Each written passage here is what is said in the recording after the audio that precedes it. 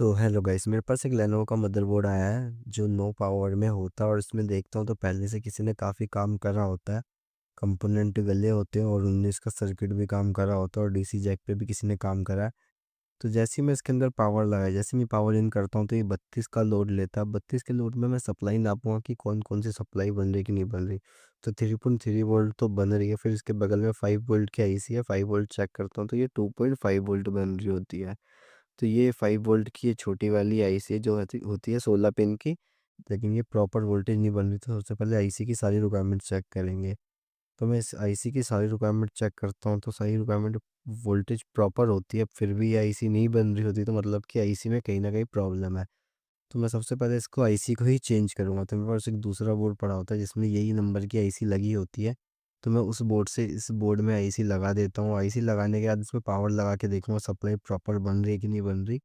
जैसे ही मैं पावर लगाता हूँ वैसे ही मेरा मदरबोर्ड ऑन हो जाता है। ऑन होने के बाद मैं यूएसबी पोर्ट भी लगा देता हूँ। उसके बाद इसकी सप्लाई नापता हूँ प्रॉपर बनने के लिए। तो ये देखो 5 वोल्ट प्रॉपर बनने लग गई है। और कोर वोल्टेज चेक करता हूँ तो इसकी कोर वोल्टेज भी बनने लगती है। मतलब कि ये बोर्ड सक्सेसफुली हो गया एक तरीके से। लेकिन हम पहले इसका कीबोर्ड पे डिस्प्ले देखेंगे, कीबोर्ड पे डिस्प्ले आ रहा है कि नहीं आ रहा। तो सारी चीज़ मैंने लगा दिया, देखता हूँ कि कीबोर्ड पे भी डिस्प्ले आ जाता है और सीआरओ पे भी डिस्प्ले आ जाता है। तो यही मेरे पास केस आया था। Thanks for watching.